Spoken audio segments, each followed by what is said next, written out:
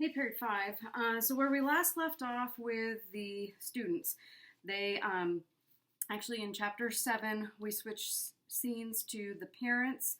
The parents were receiving phone calls and really just discovering that their kids have been kidnapped. So we're moving on to chapter 8, page 86.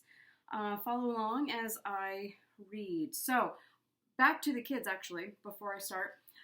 They had developed an idea. Remember that Dexter is the one that can potentially hotwire the car, and that is the plan they are trying to enact in chapter 8. It's the not knowing, Marianne whispered. That's the hard part, the not knowing. I wish we were out there with them, where at least we'd know what was going on. I wish it were all over and we were away from here and gone. Jessie's face was a pale blur, its expression indistinguishable in the shadows of the bunk room. Through the half-open door they had a partial view of the living room, lit dimly by the fading glow of the dying fire. What time is it now? Jessie asked her for what surely was the 100th time. And Marianne, checking the tiny luminous dial of her wristwatch, said, It's 4:15. They've been out there 20 minutes now. If they were able to get the car started, wouldn't you think they would have done it by now? It had been a long night. To Marianne, it seemed a million years since the first step of the plan had been put into effect, and she and Jessie had pilfered the key to the storeroom. Pilfered means stolen. And here's the car, according to our 6-year-old son. Actually, Jessie had done it. That in itself had been amazing, that it would be Jessie, moving softly on stockinged feet, who would slip into the second bedroom and search for the key. While in the living room, Marianne tried to hold Rita in stilted conversation. But the past day had brought a change in Jessie. It had been apparent from the moment Friday morning when she had come out to join them by the fireplace and had sent Glenn in to Dexter. They killed him, she had told them quietly. They didn't just tie him up and leave him someplace. They killed him. It was as though the act of speaking the words had released her suddenly from the panic that had bound her. Her chin had steadied, her voice had taken on a note of determination. We're going to find a way to escape. They killed him. Bruce had repeated the statement blankly. Whom did they kill? What are you talking about? Mr. Godfrey. Marianne had not needed an explanation. Mr. Godfrey, our driver. For a moment, she was too stunned to ask anything further. I heard them talking, Jessie continued. Last night. I hadn't wanted to tell you. Until I talked to Dexter, the whole thing seemed so hopeless. The poor guy. There was a break in Bruce's voice. He was so nice, so darn nice. Why did they do it? They didn't have to. It was probably easier than having to keep him locked up someplace, Marianne said tersely. She tried to divorce her mind from the horror. Move this over a little bit. To see the situation in its entirety, unclouded by emotion. They committed murder, and it doesn't even bother them. It bothers Rita, said Jessie. I don't think she's as hard as the other two. I heard her when Buck told her, and she was upset. She said she wouldn't have gotten mixed up in it at all if she had thought this was going to happen. Who did it? Bruce asked. Juan? Yes, but Buck didn't try to stop him. You can see now why we have to get away from here. We can't wait for our parents to pay them. You're right, Marianne agreed softly. There's no reason now for their letting us go after they get the money. Why should they take the risk of our being able to identify them? They've already killed one person. There is nothing for them to lose by killing 5 more. Oh my gosh, Bruce said weakly. His eyes were wide behind his glasses. You don't think... They wouldn't. I mean, Buck acts almost friendly sometimes. We'll escape, Jessie told him reassuringly. We will, Bruce. We have to. If anybody can find a way, Glenn can. The use of his brother's name seemed to steady the boy. Glenn will get us out of here. Of course he will, Marianne agreed. But to her surprise, it had been not Glenn, but Dexter, who had organized the escape plan. It was he who had drawn the girls aside to ask about the key. Do you think you can get your hands on it? Do you have any idea where Rita keeps it?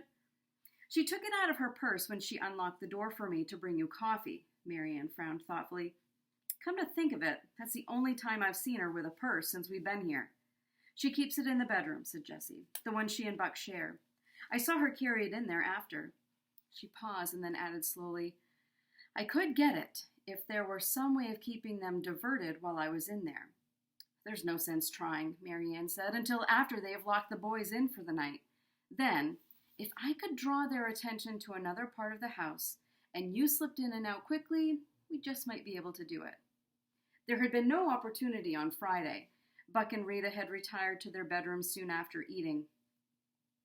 And the angry hum of their arguing voices, sorry, I just lost my place, had gone on and on far into the late hours of the night. On Saturday, however, the chance had been there. Incredibly, it was easier than they had even dared anticipate, for immediately after locking the storeroom door, Buck had left the cabin and driven off in the station wagon, leaving Rita encamped with her inevitable paperback on the sagging sofa in the living room. Where has he gone? Marianne asked her. To the village. Why? To phone Juan. Rita was not a pretty woman. Her heavy black brows hung low over her eyes, and there was a shadow of a mustache on her upper lip. She regarded the blonde girl coldly. He's already told you that Juan's the one keeping in touch with your folks. Why are you doing this? Marianne asked her. Is it just for the money? Sure, for money. Why else? There are other ways of getting money.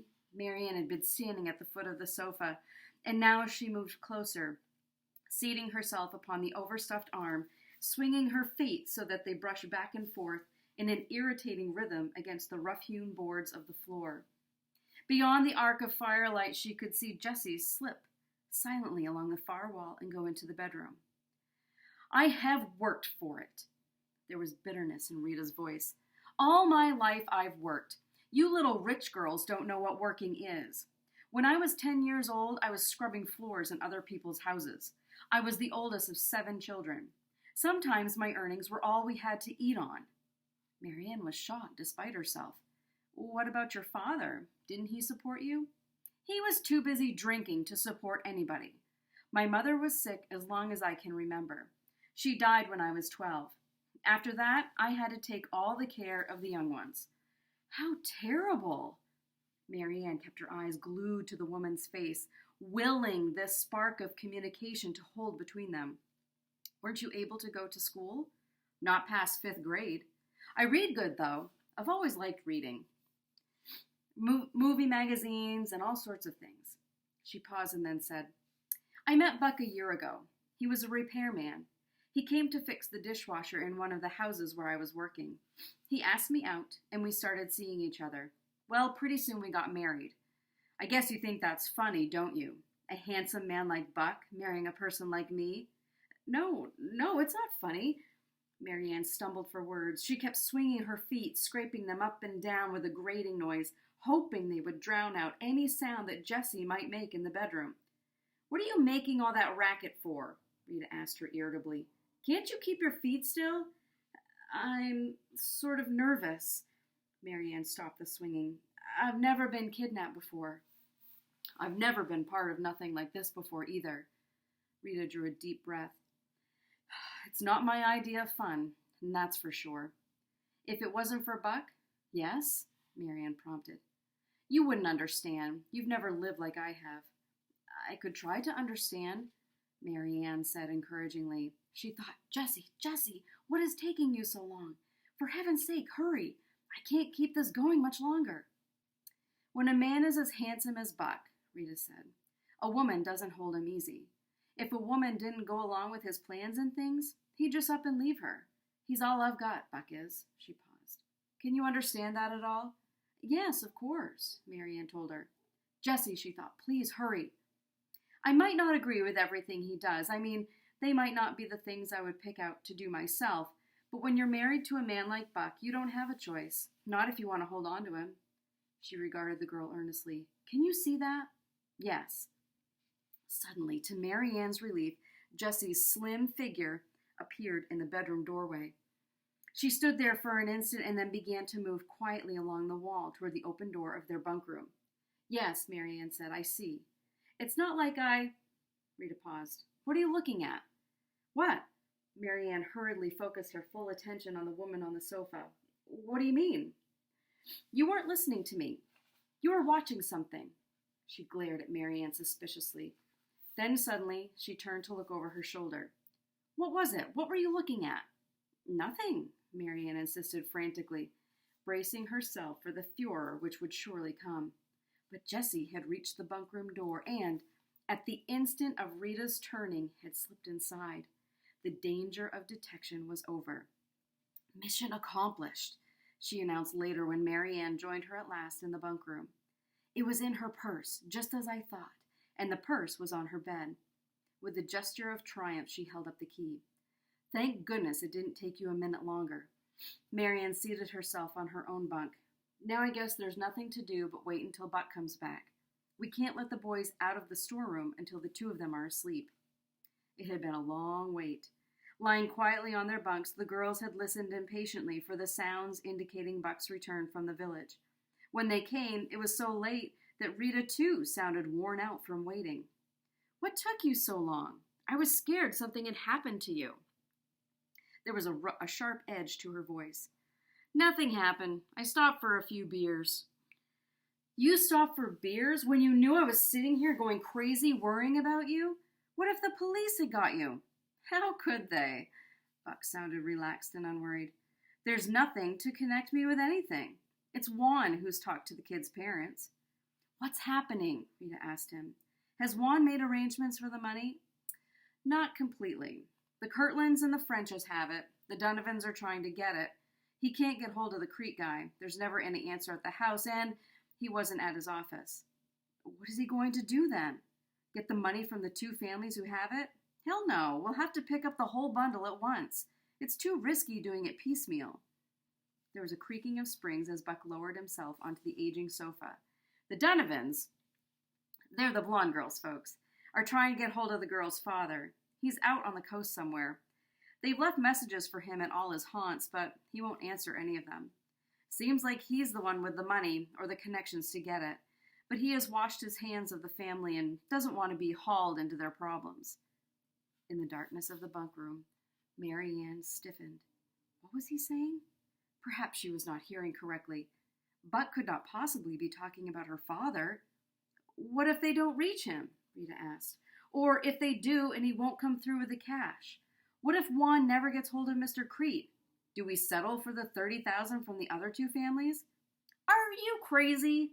Buck exclaimed contemptuously. $30,000 after all this risk? Remember, we're going to have to split it with Juan. But how? Look, Rita, when I originated this thing, there were 6 families involved. That was going to net us a cool $90,000.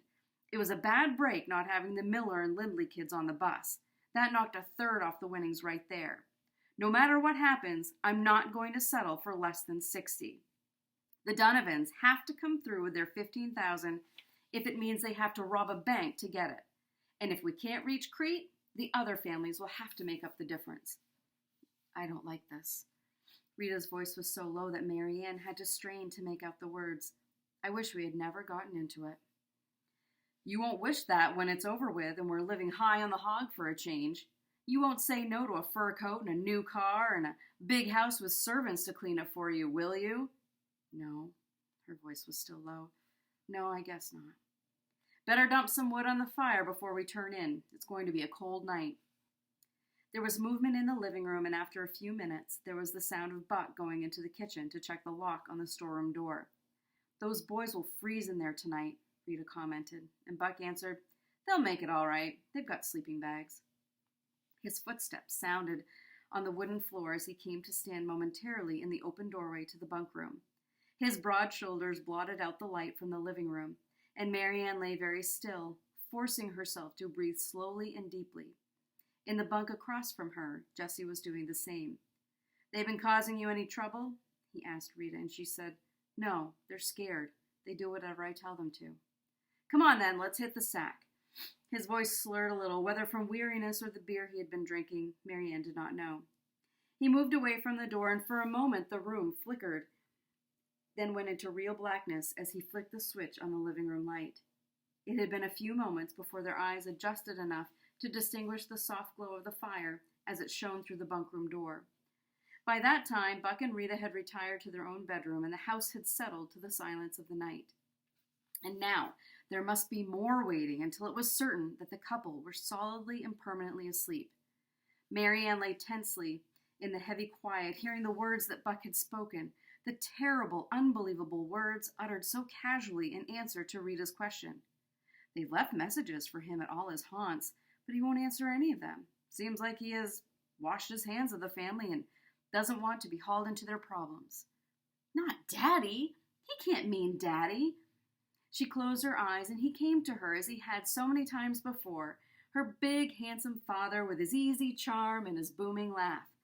Where is everybody? He would roar, banging the door closed behind him. I'm home. Where is everybody? She could remember the rough feel of his jacket against her cheek as he hugged her, the familiar mannish smell of shaving lotion and tobacco. Where is everybody? Come and welcome your lord and master. We're all here, Jack, her mother would say. She would appear from the kitchen where she had been doing the dinner dishes, or call down from upstairs where she was putting the boys to bed. Where have you been? I kept dinner waiting as long as I could. Ran into some old friends. You know how it is. His hand would ruffle Mary Ann's curls in a careless gesture, as though he were stroking a puppy. How are you doing, baby? How's my little doll? You're not mad at your old daddy for being late, are you? There were times, of course, when he was more than late, when he never got home at all. There were times when he was away on business trips or visiting some of his many friends or sometimes just wandering. The time Jay had scarlet fever, he had been gone. Where can we get in touch with him? The doctor had asked, and their mother, her small face pinched with weariness and worry, had answered, I don't know. I haven't heard from him in over a week now. I don't know how to reach him. By the time he returned, days later, the crisis had been over. I don't see anything to make such a fuss about, he had exclaimed in apparent bewilderment. Jay is on the upgrade now, and there's nothing I could have done if I had been here that you weren't already doing. He had paused, and then when his wife did not answer, he had gone over to her and tilted her face upward and smiled down at her with the easy affection which was so much a part of his nature. Hey, honey, he had said softly, let's have a little smile. Come on, just a little one. Aren't you glad to see me? Had her mother smiled? Mary Ann could not remember. She had not really noticed. She had been too busy watching her father. Mary Ann? Startled, Mary Ann turned in the darkness as Jessie's whisper reached out to bridge the space between them. Everything's been quiet for a long time now. Don't you think we had better get started? I suppose we should. Shoving the thoughts of her family from her, Mary Ann sat up and swung her legs over the side of the bunk. It was a relief to be moving, to be doing something. Come on, she whispered. The first thing to do is to get the boys. It was a simple thing to unlock the storeroom door. The cold of the tiny room came sweeping out to meet them. The boys, fully awake, wrestled their way out of their sleeping bags and came trooping out quietly into the dim warmth of the kitchen. What took so long? Glenn's voice was low. We were afraid you weren't able to get the key. We had almost given up on you. We had to wait until Buck and Rita went to sleep. They stayed up forever. Mary Ann moved to stand beside him, steadied as Bruce was by the mere fact of Glenn's presence. Across the kitchen, Dexter's glance found Jessie. You're all right? There's been no trouble? No. Her voice was a blur in the shadows. Her face, was a blur in the shadows. What's the plan now? Do we all go out to the car? You girls go back to the bunk room. Glenn took over the instructions.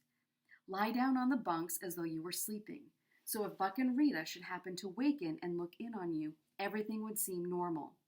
Dex and I will go out and try to get the car started. Bruce will be go-between. When we get the engine going, we'll send him back to get you. It will be freezing out there. Wait a minute. Jessie slipped away and a moment later was back with a heavy leather jacket. She held it out to Bruce. It's Buck's. He dropped it over a chair in the living room when he came back tonight. You'll need it most. You're the one who will be running back and forth between the car and the cabin. Thanks, Jessie. Bruce's hands as he reached for the jacket were shaking. Watching him, Mary Ann thought, he is scared. We are all scared. All except Glenn. Glenn is never scared of anything. As though in confirmation of her thoughts, Glenn turned to look down at her. Don't worry, he told her. In a few minutes now, we'll be out of here and on our way home again." "Good luck," Marianne whispered. That had been almost half an hour ago. "They haven't been able to do it," she spoke softly in the darkness of the bunk room. "If they had, they would surely have done so by now. At least they're still trying. If they thought it was impossible, they would have given up and come back in." Jessie's voice dropped suddenly to a barely distinguishable whisper. "What was that?" "What?" Marianne stiffened. Her breath caught sharply in her throat. "Oh, my Lord, somebody is up. Someone is out in the living room." "Perhaps it's Bruce?" Jessie breathed hopefully and then said no as a heavy tread moved past their doorway and into the kitchen.